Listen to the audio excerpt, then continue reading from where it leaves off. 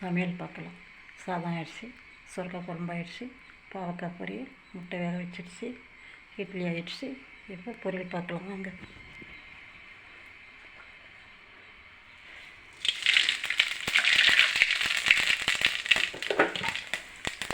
பாவக்காய் பொரியல்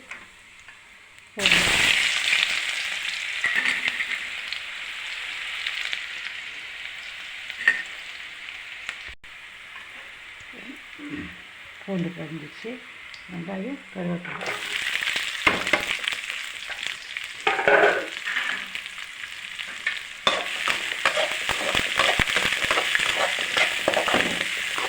பாவக்காய் பொரியல் உடம்புக்கு நல்லது.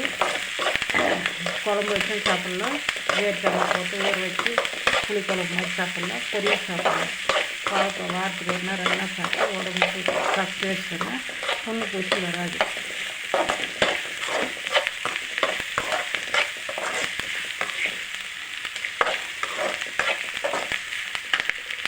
பாவக்காயை கழுவிட்டு அடுத்து அது உள்ள வெள்ளையாக இருக்கிற கொட்டையை எடுத்துட்டு அது இந்த கொஞ்சம் கஷ்டம் இல்லாத வேணும்னா கொஞ்சோண்டு உப்பு தூள் போட்டு பாவக்காயை நல்லா பிசிறி தண்ணி வச்சு கழுவிட்டு அப்புறம் வேக வச்சும் பண்ணலாம், இல்லை அப்படியே போட்டு எண்ணெயில் வறுத்து அப்படியே செய்யலாம்.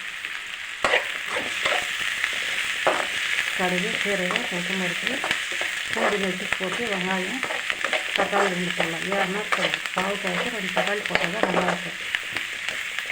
அப்புறம் கடைசியில் தேங்காய் துருவி போடலாம். கொஞ்சம் இனிப்பு வெல்லம் போட்டுக்கிறது இருந்தால் கொஞ்சம் போட்டுக்கலாம்.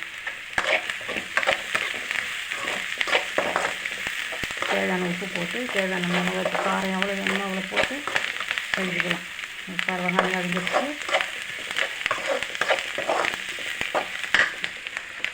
தக்காளி 2 தக்காளி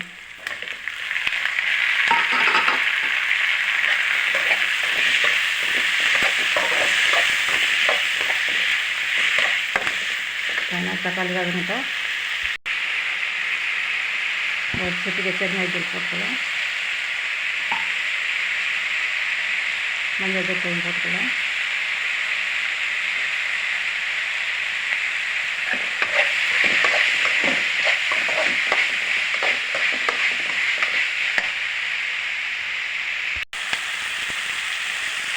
மிளகாய் தூள் கொஞ்சம் போட்டுக்கலாம்.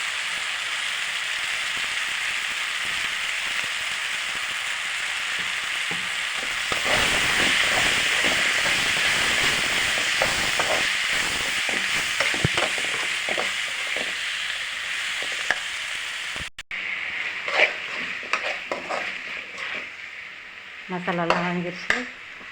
இது காய் உப்பு மஞ்சள் போட்டு காயும் தண்ணி வேகிற மாதிரி அப்படியே வேக வச்சு எடுத்துக்கிட்டு சட்னி ஆகும். இது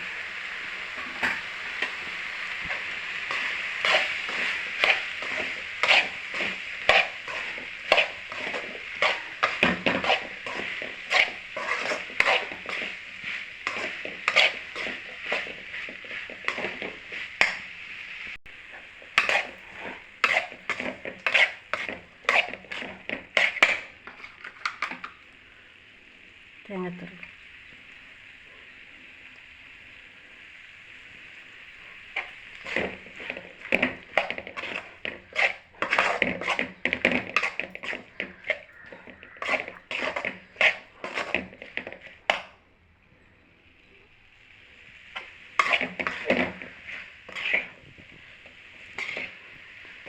பாவக்காய் பொரியல் ரெடி.